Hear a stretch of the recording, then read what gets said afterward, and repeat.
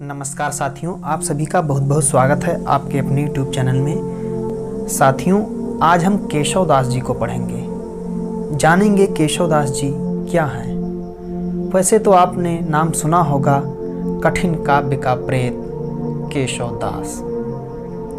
तो अब शुरू करते हैं। कवि केशव ने अपनी प्रतिभा से हिंदी साहित्य में एक युगांतर स्थापित किया।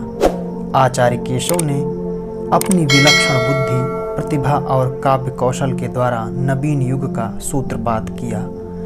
केशव संधिकाल के कवि थे, जिनकी एक ओर भक्तिकाल था, दूसरी ओर रीतिकाल। केशव के आचार्यत्व को लेकर हिंदी के विद्वान एक मत नहीं है। एक वर्ग मानता है कि केशव दास का काव्य शास्त्रीय पक्ष मौलिकतावादी नहीं है। उन्होंने संस्कृत काव्यशास्त्र की सामग्री को हिंदी कविता में ढालकर यथावत प्रस्तुत किया है। दूसरा वर्ग मानता है कि केशव ने ऐसा नहीं किया, अर्थात दूसरा वर्ग केशव के आचार्यत्व को स्वीकार करता है। केशव के समग्र काव्य के अनुशीलन में ये पता चलता है कि कविताई में उनका मन इतना नहीं रमा जितना कि काव्यशास्त्र के निरूपण में रमा।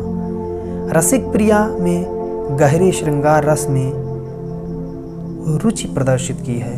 अन्य रसों का गौड़ रूप में वर्णन किया है। रस प्रकरण में अनरस नाम से 5 रस दोषों का भी वर्णन किया है। श्रृंगार के अंतर्गत नायिका भेद वर्णन में ही उन्होंने परंपरा का अनुगमन किया है, कोई मौलिक उद्भावना नहीं कर पाए हैं। वस्तुतः आचार्यत्व के लिए जिस सूक्ष्म विवेचन दृष्टि, गहन चिंतन और सिद्धांतों के मौलिक प्रतिपादन की आवश्यकता होती है, उसका केशव में अभाव परिलक्षित होता है। इसका एक ही उदाहरण पर्याप्त है। केशव ने श्रृंगार को रसराज मानकर शेष समस्त रसों का अंतर्भाव श्रृंगार के अंतर्गत कर दिया है। अब श्रृंगार का रसराजत्व तो ठीक है, पर उसके विरोधी स्वभाव वाले रसों को भी श्रृंगार में अंतर्मुक्त कर देना किसी भी दृष्टि से उचित नहीं है। परंपरानुसार संयोग और वियोग के अतिरिक्त केशव ने प्रच्छन्न और प्रकाश 2 भेद और माने हैं, परंतु शास्त्रीय निरूपण में ये ठीक नहीं बैठते हैं। प्रच्छन्न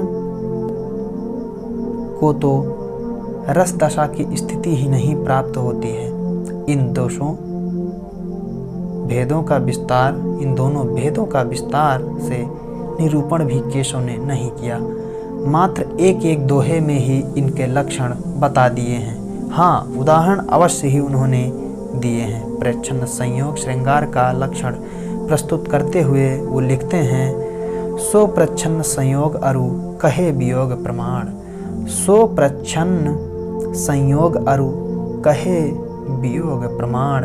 अब जाने पियू पिया की सखी होय जुति नहीं समान।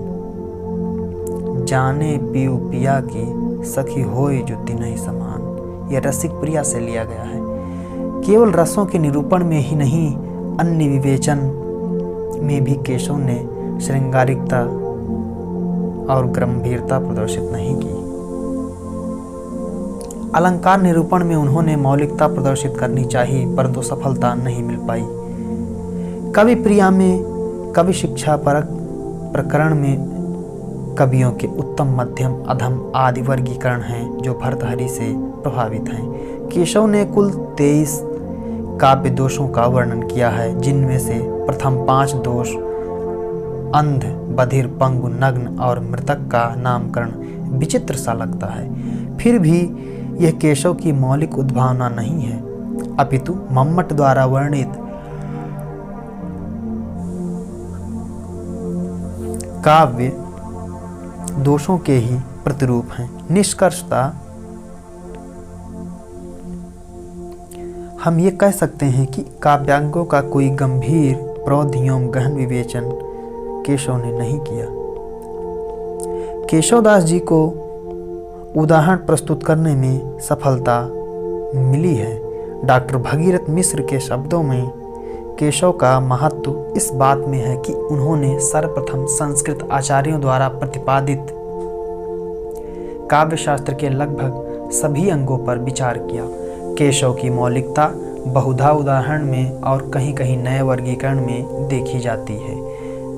बात करते हैं केशवदास जी की भाषा और शैली के विषय में। केशव की पारिवारिक भाषा संस्कृत रही है, अतः संस्कृत के तत्सम शब्द उनकी रचनाओं में अधिक मिलते हैं। केशव का काव्य सरल भी है और कठिन भी। उनके अतिशय पांडित्य प्रदर्शन और अलंकार प्रियता के कारण कविता कहीं कहीं दुरूह हो गई है, यानी कठिन हो गई है। इसी दुरूहता, इसी कठिनता के कारण आई हुई नीरसता को दृष्टिगत रखते हुए संभवतः आचार्य रामचंद्र शुक्ल जी ने हिंदी साहित्य का इतिहास में लिखा है, केशव को कवि हृदय नहीं मिला था। उनमें वो सहृदयता और भावुकता न थी जो एक कवि में होनी चाहिए। वह संस्कृत साहित्य से सामग्री लेकर अपने पांडित्य और रचना कौशल की धाक जमाना चाहते थे, पर इस कार्य में सफलता प्राप्त करने के लिए भाषा पर जैसा अधिकार होना चाहिए वैसा उन्हें प्राप्त न था। केशव साहित्य के कुछ समीक्षकों ने उनकी कविता की जटिलता के कारण उन्हें कठिन काव्य का प्रेत तक कह डाला।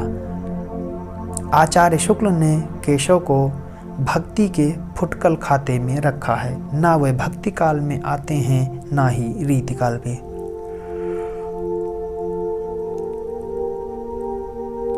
डॉक्टर नागेंद्र ने उन्हें रीति काल का प्रवर्तक कवि माना है। इस दृष्टि से केशव और उनका साहित्य हिंदी साहित्य के इतिहास में एक विशेष स्थान रखता है। केशव काव्य में अलंकार का स्थान प्रधान समझने वाले चमत्कारवादी कवि थे। जैसा कि उन्होंने स्वयं कहा है, यद्यपि सुजाति सुलक्षणी सुबरन सरस सुवृत्त, यद्यपि सुजाति सुलक्षणी सुबरन सरस सुवृत्त, भूषण बिनु न विराजई कविता बनिता मित्र। धन्यवाद मित्रों, ये थी केशवदास जी से संबंधित कुछ जानकारियाँ जो आपके साथ मैंने साझा की। मिलते हैं फिर अगली वीडियो में, तब तक के लिए